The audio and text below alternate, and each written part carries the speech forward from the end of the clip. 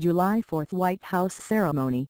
Military members become citizens. President Barack Obama sought to put a human face on the heated political debate over immigration on Friday when he oversaw a naturalization ceremony for members of the military.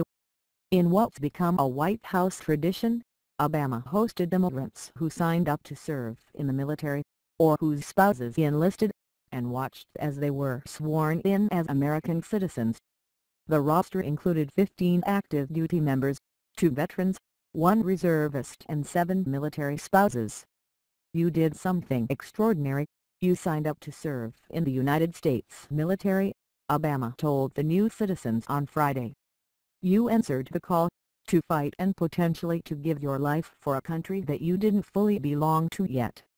You understood what makes us American is not just circumstances of birth, or the names in our family tree. It's that timeless belief that from many we are one."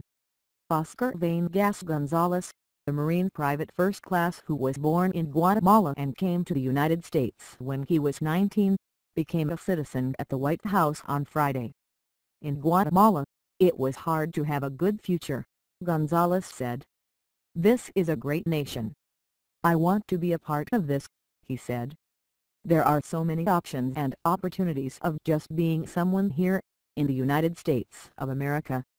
The president has hosted naturalization ceremonies for military families in 4 of his 5 years in the White House.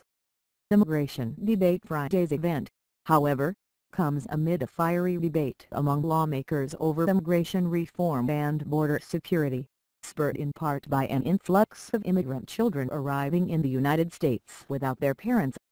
Obama has vowed to follow the law in deporting the children, who officials say are fleeing violence in the Central American nations of Honduras, Guatemala and El Salvador. The White House says the situation underscores the need to fix a broken immigration system, including calling for the passage of a comprehensive package of reforms approved by the Senate last year. That measure has stalled in the Republican-controlled House, leading Obama this week to announce he was planning to take executive action to make some changes on his own. Obama actions officials haven't previewed what specific actions Obama may take, though the Department of Homeland Security is currently reviewing its deportation policy to locate ways to make it more humane. That could include extending the deferred deportation rule Obama signed in 2012 for young immigrants brought here by their families. "I'm going to keep doing everything I can do to keep making our immigration system smarter and more efficient so hardworking men and women like all of you have the opportunity to join the American family and to serve our great nation," Obama said during the naturalization ceremony on Friday. "So we can be stronger and more prosperous and more whole together." Former President George W. Bush signed an executive order in 2002 allowing for expedited naturalization for immigrant servicemen and women who enlisted after September 11, 2001. Since then, more than 90,000 military members have become citizens, along with some of their children and spouses.